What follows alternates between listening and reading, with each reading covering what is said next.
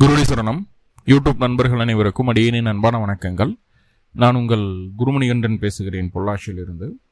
திருக்கணித பஞ்சாங்கத்தின்படி வரக்கூடிய பங்குனி மாதம் துளாராசி என்பர்களுக்கு என்ன மாதிரியான பலன்கள் நடக்க காத்திருக்கு அப்படிங்கிற விஷயத்தை அந்த பதிவில் பார்க்க போகிறோம். பாசிட்டிவ் நெகட்டிவ் ரெண்டுமே பார்த்துடலாம். நெகட்டிவ் ஏதாவது இருக்குது அப்படின்னா அதை எப்படி பாசிட்டிவாக மாற்றிக்கிறது, அதற்கான வழிபாட்டு முறைகள் என்ன, அதை எப்படி செய்யணும் அப்படிங்கிற எல்லா விதமான விவரங்களையும் விரிவாக தெளிவாக டீட்டெயில்டாக அந்த பதிவில் நம்ம பார்த்துடலாம். முதல்ல இந்த மாத துவக்கத்தில் என்ன கிரகநிலைகள் துளாராசிக்கு இருக்குது, மேலும் இந்த மாதத்தில் என்னென்ன கிரகங்கள் பயிற்சி ஆகுது, அந்த கிரக பயிற்சியால் ஏற்படக்கூடிய மாற்றங்கள் என்னென்ன, இதன் அடிப்படையில் தான் இந்த பதிவானது பதிவு செய்யப்படுது. ஸோ அப்படி பார்க்கும்போது இந்த மாத துவக்கத்தில் என்ன கிரகநிலைகள் துளாராசிக்கு இருக்குது அப்படின்னு சொல்லி பார்த்துட்டிங்க அப்படின்னா, ராசிக்கு 5ஆம் இடம் அப்படின்னு சொல்லக்கூடிய பூர்வ புண்ணியஸ்தானத்தில் ராகு, செவ்வாய், புதன். இந்த புதன் வக்ரமாக இருக்காரு. 9ஆம் அதிபதி 5ல் இருக்கிறது நல்ல விஷயம். 2 அதிபதி 5ல் இருக்கிறதும் நன்மை தான், தவறாக சொல்கிறதுக்கு எதுவும் இல்லை. கூட ராகு இருக்கிறது இந்த 2 கிரகங்களினுடைய வேலையை இன்னும் துரிதப்படுத்தக்கூடிய வேலையை தான் ராகு செய்ய போகிறார். பெருசாக நெகட்டிவாக சொல்கிறதுக்கு இல்லை. ராசிக்கு 6ஆம் இடம் அப்படின்னு சொல்லக்கூடிய ருணர் ரோக சத்துருஸ்தானத்தில் சூரியன், சுக்கிரன், சனி. இங்கே சுக்கிரன் உச்சமாக இருக்குது. சூரியன் உங்களுடைய ராசிக்கு 11ஆம் அதிபதி ஒரு போய் 6ஆம் இடத்துல மறைஞ்சிருக்கிறார். லாபாதிபதி மறைஞ்சிருக்கிறார். சுக்கிரன் உச்சம் பெற்றிருக்கக்கூடிய ஒரு சூழ்நிலையில தான் அந்த மாதமானது பிறக்குது. ராசிக்கு 9ஆம் இடம் அப்படின்னு சொல்லக்கூடிய பாக்கியஸ்தானத்தில் குரு பகவான், குருவினுடைய பார்வை, அதாவது இப்போ குரு நேர்கதியில் இருக்குது. இது நாள் வரைக்கும் வக்ரமாக இருந்தது, இந்த மாதம் நேர்கதியில் இருக்குது. இப்போ குருவினுடைய பார்வை உங்களுடைய ராசிக்கு பூரணமாக கிடைக்குது. ரொம்ப ரொம்ப பாசிட்டிவான விஷயம் அது. ராசிக்கு 11ஆம் இடம் அப்படின்னு சொல்லக்கூடிய லாபஸ்தானத்தில் கேது பகவான் அமர்ந்திருக்காருங்க. ஸோ இதுதான் அந்த மாத துவக்கத்தில் இருக்கக்கூடிய கிரக நிலைகள். மேலும் இந்த மாதத்தில் என்னென்ன கிரகங்கள் பயிற்சி ஆகுது அப்படின்னு சொல்லி பார்த்துட்டோம்னா, பங்குனி மாதம் 1ஆம் தேதியே சூரியன் உங்களுடைய ராசிக்கு 5ஆம் இடத்துலேருந்து 6ஆம் இடமான மீன ராசிக்குள்ளே பயிற்சி ஆகிறார். இந்த மாதம் முடிகிற வரைக்குமே சூரியன் 6ஆம் இடத்துல தான் இருக்குது. பங்குனி 6ஆம் தேதி, அதாவது மார்ச் மாதம் 20ஆம் தேதி புதன் வக்ர நிவர்த்தி அடையுது. தென் ஏப்ரல் 10ஆம் தேதி புதன் உங்களுடைய ராசிக்கு 5ஆம் இடத்துலேருந்து 6ஆம் இடத்துக்கு பயிற்சி ஆகிறார். அதாவது மீன ராசிக்குள்ளே புதன் பயிற்சி. ஆனால் மீனத்தில் புதன் இருக்கும்போது புதன் நீசம் அப்படிங்கிற ஒரு அமைப்பு இருக்குது. ஆனால் இங்கே ரொம்ப முக்கியமான விஷயம் மைனூட்டாக பார்க்க வேண்டியது என்ன அப்படின்னா, புதனுடைய வீடான மிதுன ராசிக்குள்ளே குரு பகவான் இருக்கார். குருவினுடைய வீடான மீன ராசிக்குள்ளே புதன் இருக்குது. இங்கே புதனும் குருவும் பரிவர்த்தனை யோகம் ஏற்படுது. மாத கடைசியில் அந்த பரிவர்த்தனை யோகம் ஏற்படுறதுனால அதனுடைய இம்பேக்ட் நீங்கள் சித்திரை மாதம்தான் பார்க்க முடியாது, அனுபவிக்க முடியும். இப்போ புதனுடைய பயிற்சி ஏப்ரல் மாதம் 10ஆம் தேதி நடக்குது. பங்குனி 11 மார்ச் 25ஆம் தேதி அன்னைக்கு சுக்கிரன் பயிற்சி ஆகிறார். உங்களுடைய ராசிநாதன் உங்களுடைய ராசிக்கு 6ஆம் இடத்தில் போய் உச்சம் பெற்ற கிரகம். அவர் போய் ராசிக்கு 7ஆம் இடத்துக்கு, அதாவது மேஷத்துக்கு பயிற்சி ஆகிறார். சுக்கிரனுடைய பார்வை முழுமையாக உங்களுடைய ராசிக்கு கிடைக்குது. அதாவது பொருளாதார கிரகங்கள் இரண்டுமே ராசியை பார்க்குறீங்க. சுக்கிரன் பார்க்குறாரு, அவரும் பொருளாதார கிரகம். குருவும் உங்கள் ராசியை பார்க்குறாரு, அதுவும் பொருளாதார கிரகம். ஸோ 2 கிரகங்களினுடைய பார்வை அற்புதமான ஒரு சூழல் தான் அது. சுக்கிரனும் குருவும் சேர்ந்து ஒரு இடத்த பார்க்கறது அப்படிங்கிறது ரொம்ப ரொம்ப அற்புதமான அமைப்பு. ஸோ அது இந்த மாதம் உங்களுக்கு நிகழ காத்திருக்கு. பங்குனி 19ஆம் தேதி ஏப்ரல் மாதம் 2ஆம் தேதி அன்னைக்கு செவ்வாய் உங்களுடைய ராசிக்கு 5ஆம் இடத்துலேருந்து 6ஆம் இடத்துக்கு பயிற்சி ஆகிறார். இந்த ஒரு பயிற்சி மட்டும்தான் கொஞ்சம் ஆக்சிலேஷனை கொடுக்கும். என்ன ஏது அப்படிங்கிறத நம்ம டீட்டெயில்டாக ஒவ்வொரு கிரகமாக நம்ம பார்க்கலாம். முதல்ல சூரியன் அப்படின்னு சொல்லக்கூடிய கிரகம் உங்களுடைய ராசிக்கு 11ஆம் அதிபதி, லாபாதிபதி. லாபத்தை அள்ளித்தரக்கூடிய கிரகம் சூரியன் ஆகிய அவர் போய் ராசிக்கு 6ஆம் இடத்துல மறைகிறார். அப்படிங்கிறது நல்ல விஷயமா அப்படின்னு கேட்டால், 6ல் சூரியன் இருக்கிறது நிறைய இடத்துல தீமைகள் இருந்தாலும் பல்வேறு வகையில் அது நன்மைகளும் செய்யும். ஃபர்ஸ்ட் 6ஆம் இடத்து சூரியன் என்ன செய்யுதுன்னா, எதிரிகளை நண்பர்களாக மாற்றி விடுகிறது. அல்லது எப்பேற்பட்ட எதிரியாக இருந்தாலும் சரி, அந்த எதிரியை ஜெயிக்கிறதுக்கான வல்லமை அந்த சூரியன் கொடுத்துட்றார்.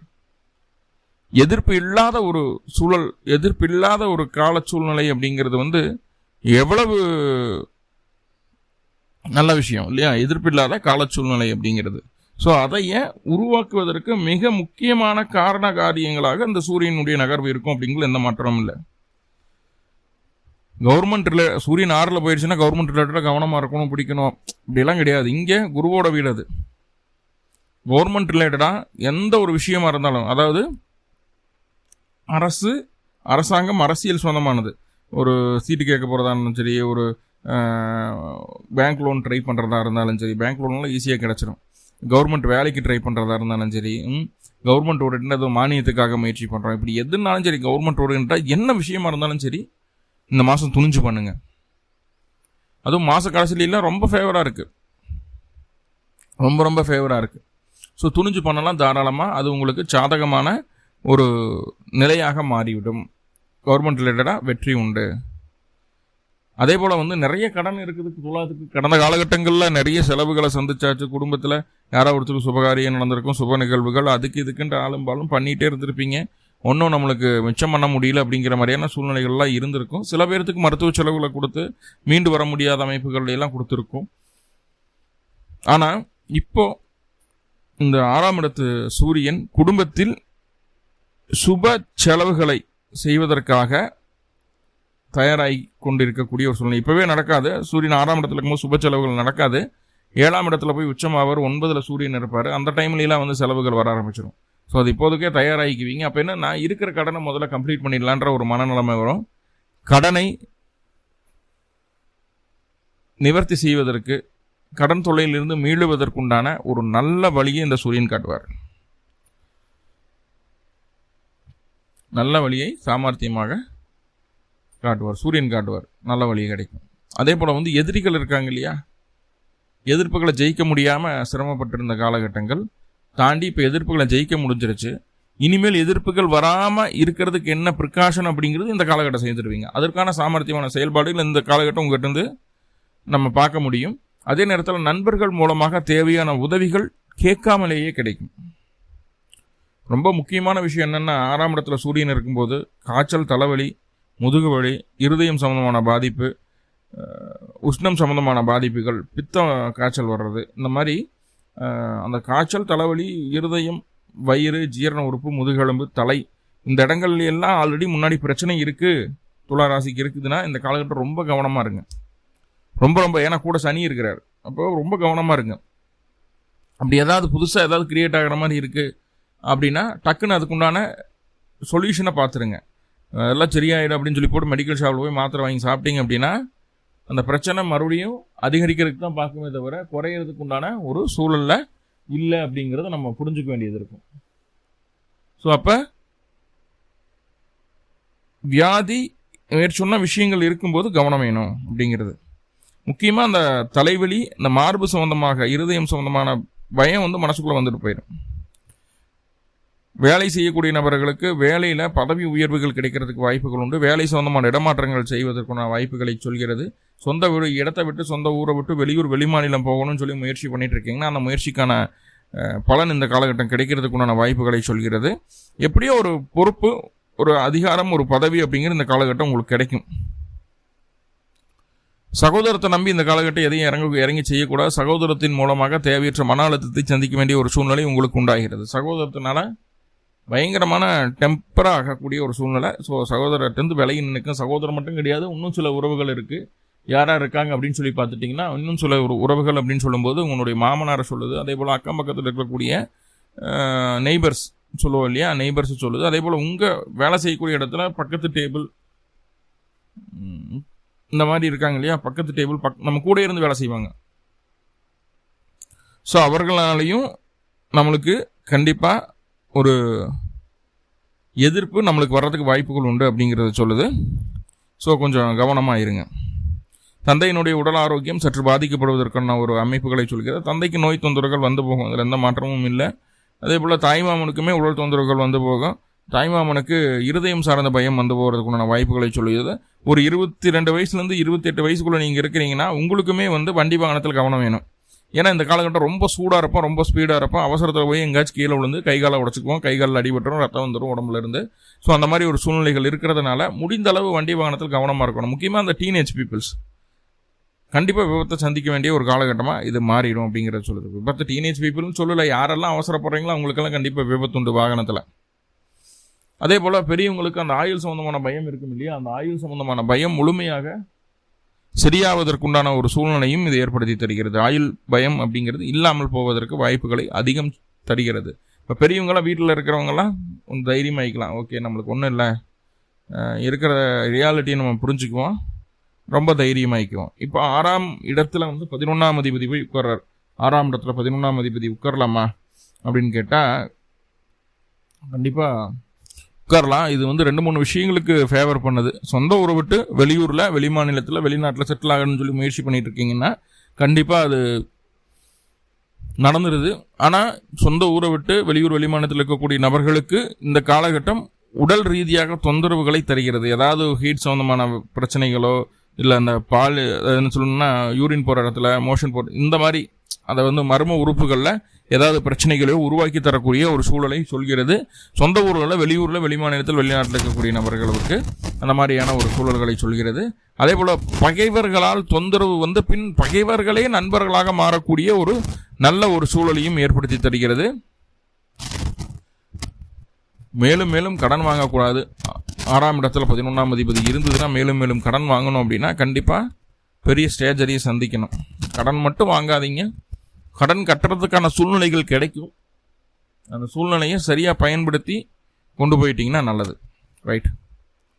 அடுத்ததாக பாருங்கள், ரொம்ப முக்கியமான கிரகம் சுக்கிர பகவான். பங்குனி மாதம் 11ஆம் தேதி, அதாவது 25/3/2026 அன்னைக்கு உங்களுடைய ராசிக்கு 6ஆம் இடத்திலிருந்து உச்சம் பெற்ற சுக்கிரன் 7ஆம் இடத்துக்கு பயிற்சி ஆகிறார். ஆல்ரெடி ஒரு ராசிநாதன் கூட அவர். உங்களுடைய ராசிநாதன் உங்களுடைய ராசிக்கு 7ஆம் இடத்துல இருந்து உங்களுடைய ராசியை பார்க்கக்கூடிய ஒரு அற்புதமான காலகட்டம். ஸோ 7ஆம் இடத்துல சுக்கிரன் அமரும்போது நீங்கள் இல்லை, உங்கள் கூட இருக்கக்கூடிய உங்கள் சொந்த பந்தங்கள், ரொம்ப நெருங்கிய உறவுகள் அவங்களுடைய லைஃப்பில் அடுத்த கட்டத்தை நோக்கி போவாங்க. அதற்கு நீங்கள் தான் காரணகர்த்தாவாக இருப்பீங்க. முகத்தில் இருக்கக்கூடிய முகம் சம்மந்தமான பிரச்சனைகள் ஏதாவது இருந்தால் சரியாகும். அந்த acne, pimples, blackheads, whiteheads இந்த மாதிரிலாம் சொல்கிறோம் இல்லையா.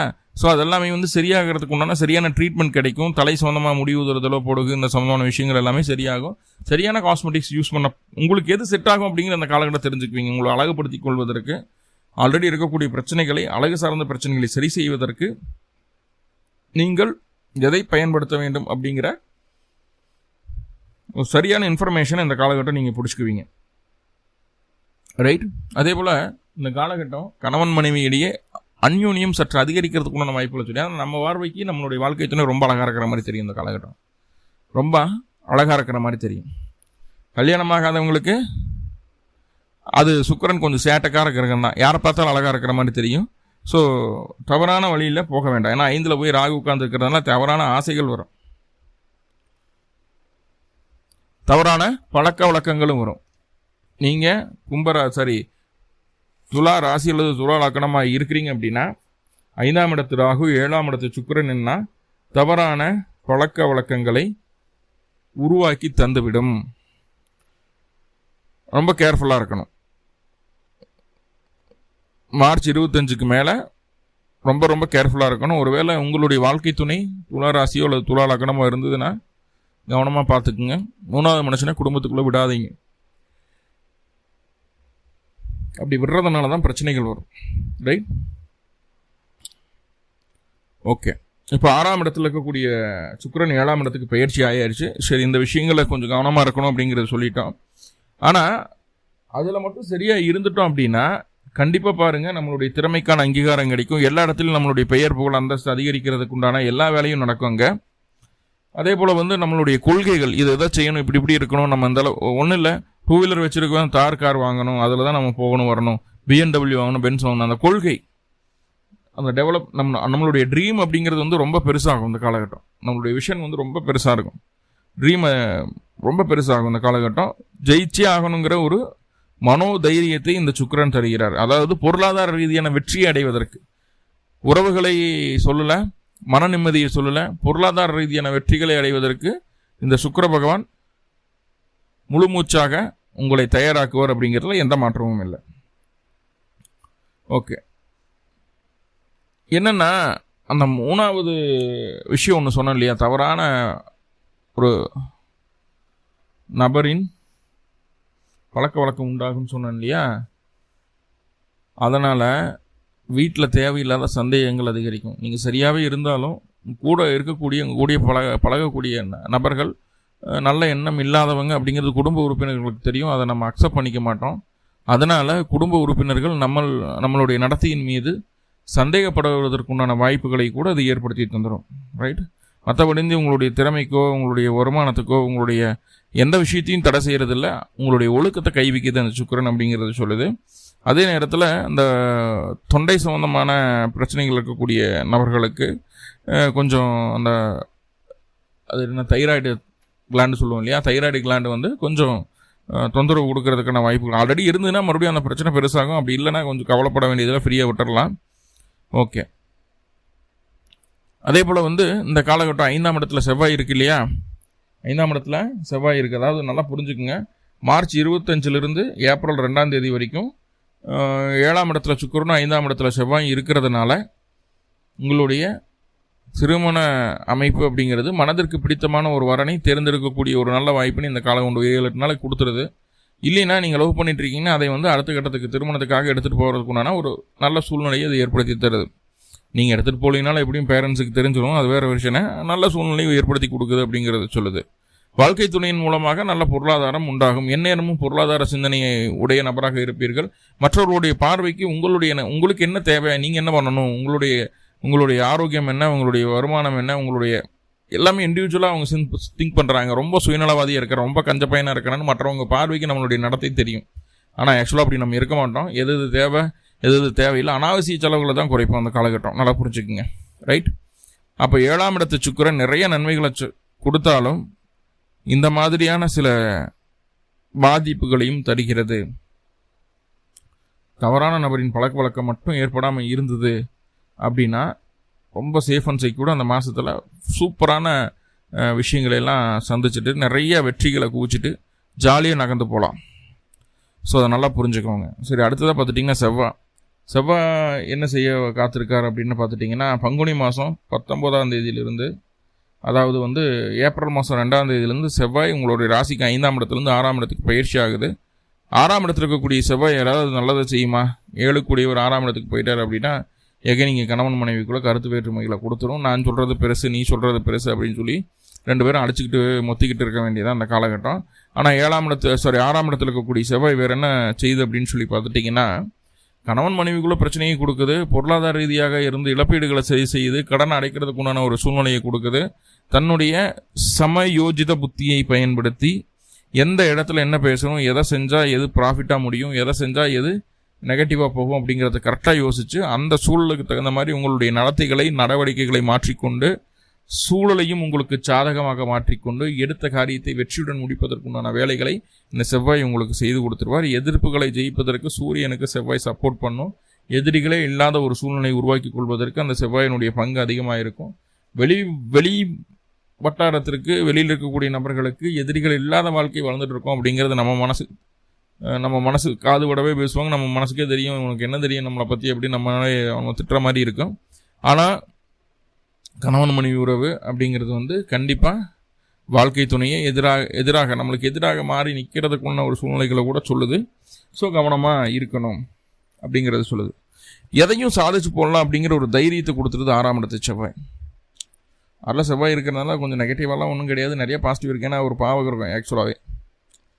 இப்போது நிறையா திறமைகள் நம்மகிட்ட இருக்குது. எதையும் நம்மளால் செய்ய முடியும் அப்படிங்கிற நம்பிக்கை கொடுக்குறோம். செல்வம், புகழ், அந்தஸ்து எல்லாத்தையும் ஏற்படுத்தி கொடுத்துரும். சில நேரங்களில் பல நேரங்களில் மன ரீதியான போராட்டத்தை அந்த துளாராசி அன்பர்கள் சந்திக்கிறார்கள். 6ஆம் இடத்துல செவ்வாய் இருக்கும்போது என்ன முடிவு எடுக்கணும், எப்போ எடுக்கணும், எதுக்காக எடுக்கணும், இந்த முடிவுனால நம்மளுக்கு என்ன பெனிஃபிட், இல்லை அந்த முடிவுனால என்ன பாதிப்பு, இந்த செயல்னால நம்மளுக்கு என்னென்னவெல்லாம் பாசிட்டிவ் இருக்குது, அதை பற்றி கொஞ்சம் கூட யோசிக்காமல் எதையுமே யோசிக்காமல் அவங்க பாட்டுக்கு செயல்படுவாங்க. 6ஆம் இடத்து செவ்வாய் கண்மூடித்தனமான ஒரு தைரியத்தோடு செயல்படுவார்கள். அதனால் சில நேரங்களில் மற்றவர்களுடைய பார்வைக்கு நம்மளுக்கு ஏதோ புத்தி கோளாறாகி போச்சு இருக்குது, சொல்லியும் கேட்காம இதுலேயே இப்படியே செய்கிறான் அப்படின்னு சொல்லி நம்மளுடைய நிதானத்தை இழப்பதால் நாம் ஒரு பைத்தியக்காரன் போல மற்றவர் கண்ணுக்கு தெரியும். இந்த காலகட்டம் பைத்தியக்காரன் போல மற்றவர் கண்ணுக்கு தெரியும். நல்லா புரிஞ்சுக்குங்க.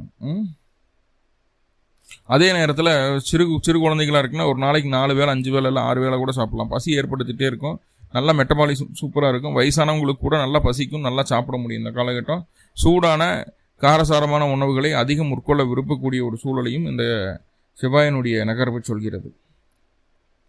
எகைன் 6ஆம் இடத்துல சனி கூடவே செவ்வாய் வந்து சேர்றதுனால வண்டி வாகனத்தில் முன்னாடியே சொன்ன மாதிரி ரொம்ப ரொம்ப கவனமாக இருக்கணும். இல்லைன்னா நம்மளை அறியாமையே விபத்து நடக்க ஒரு சூழலாக மாறிடுது. நம்மளை அறியாமலே விபத்து நடந்துடுவாங்க. ஸோ ரொம்ப கவனமாக இருக்கணும். அவசரம் ஆகாது, போட்டி பொறாமை ஆகாது, உடல் சூடு அதிகமாகாமல் பார்த்து கொள்வதற்கான உணவு முறைகளை தேர்ந்தெடுக்க வேண்டும். இப்படி நிறைய சொல்லிகிட்டே போகலாம். முக்கியமாக வீட்டில் இருக்கக்கூடிய பெண்களுக்கு தீப்புண்ணா ஏற்படுவதற்கு வாய்ப்புகள் உண்டு. சரிங்களா? கேஸில் யூஸ் பண்ணும்போது ஏதோ ஒரு வகையில் எண்ணெய் தாளிக்கும் போது என்ன மேலே விழுந்துடுது மாதிரி ஏதோ ஒரு வகையில் ஒரு சூடாக இருக்கக்கூடிய ஒரு ஆப்ஜெக்ட்னால தொந்தரவு கட்டாயமாக வரும். நிறையா பெண்களுக்கு ஷோல்டர் பெயின், பல்லு சம்மந்தமான பிரச்சனை வர்றது, ரூட் கேனல் இந்த காலகட்டம் பண்ணுவீங்க, பல்லு பிடுங்குவீங்க. அதே போல் வந்து ஆண்களுக்கு அதே ஷோல்டர் பெயினெல்லாம் ஆண்களுக்கு ரொம்ப அதிகமாக இருக்கும். முக்கியமாக 2 வீலர் ஓட்டக்கூடிய ஆண்களுக்கெல்லாம் இந்த மாதம் ஷோல்டர் பெயின், பேக் பெயினெல்லாம் நம்மளால் சமாளிக்கவே முடியாதுங்க, ரொம்ப ஹெவியாக இருக்கும். சரி, இவ்வளோ நெகட்டிவ் இருக்குது, சமாளிக்க முடியாது, எல்லாம் இருக்குதுன்னு சொல்கிறீங்க. இதுக்கு ஏதாவது சொல்யூஷன் இருக்கணுமே. அந்த சொல்யூஷனை எப்படி நம்ம தேடுறது, என்ன பண்ணுறது? இந்த மாதிரி பிரச்சனைகள் இருந்ததுன்னா என்ன பண்ணுறது அப்படின்னா சிம்பிளாக இருக்குது. சிம்பிளான சொல்யூஷன் என்னென்னா, வீட்டு பக்கத்தில் இருக்கக்கூடிய பழமையான காமாட்சி அம்மன் கோயிலுக்கு போங்க. முக்கியமாக எப்படி சொல்கிறது, ஒரு சில சமூகத்தினர் மட்டும் வணங்கக்கூடிய தெய்வம். இந்த நகை வேலை செய்யக்கூடிய நபர்கள் இருக்கிறாங்க இல்லையா, அவர்கள் வணங்கக்கூடிய காமாட்சி, விஸ்வகர்ம காமாட்சின்னு சொல்லுவாங்கன்னு நினைக்கிறேன். ஸோ அந்த தேவதையை இந்த காலகட்டம், இந்த மாத துவக்கத்திலிருந்து வழிபாடு செய்துட்டே வந்தீங்கன்னா, ஃபஸ்ட்டு இந்த உடல் ரீதியான தொந்தரவுகள் அது சரி செய்யப்படும். 2வது ரொம்ப முக்கியமாக குடும்பத்துக்குள்ளே அந்த கசகசப்பு இல்லாமல் இருக்கும். குடும்பத்துக்குள்ளே கசகசப்பு இல்லாமல் இருக்கும். தவறான நபர்களின் பழக்க வழக்கம் உண்டாகாமல் குடும்பத்தை அப்படியே சேஃப் அண்ட் செக்யூராக கொண்டு போக முடியும். காமாட்சி வழிபாடு மட்டும்தான். என்ன பண்ணணும்? காமாட்சி பார்க்க போகும்போது டெய்லியும் பக்கத்தில் இருந்தால் தினமும் கூட போங்க, ஒன்றும் தப்பு இல்லை. 2 நல்லெண்ணெய் தீபம், கூடவே கொஞ்சம் வில்வம், கூடவே புஷ்பம், நல்ல வாசனை வரக்கூடிய புஷ்பங்கள், கொஞ்சம் வில்வம், இது 3 எடுத்துகிட்டு போங்க. நல்லெண்ணெய் தீபம் போடுங்க. புஷ்பமும் வில்வமும் சாமிக்கு கொடுத்துட்டு, விருப்பம் இருந்ததுன்னா ஆகாரம் ஏதாவது பிரசாதமாக ஏதாவது வச்சு வழிபாடு செய்துட்டு வரலாம். தினமும் போக முடியல அப்படின்னா கூட பிறந்த கிழமை அன்னைக்கும் பிறந்த நட்சத்திரத்தன்னைக்குமாவது அந்த வழிபாடை செய்யுங்க. ஸோ கொஞ்சம் காம்ப்ளிகேஷன் இருக்குது, இருந்தாலும் அதுலேருந்து நம்ம ரெக்கவர் ஆகி வெளியே வர முடியும். அதுக்கான ப்ரேயரை சூப்பராக சொல்லியிருக்கேன், ஃபாலோ பண்ணுங்கள். மேலும் எந்த விதமான சிக்கல்களும் இல்லாமல் திருப்தியாக நிம்மதியாக இந்த மாதம் உங்களுக்கு கழியணும் அப்படின்னு சொல்லி எல்லாம் பல பரம்பொருளை பிரார்த்தனை பண்ணிட்டு இந்த பதிவை முடிச்சுக்கிறேன். நன்றி நண்பர்களை, நன்றி. வாழ்வளமுடன். திருச்சிற்றம்பலம்.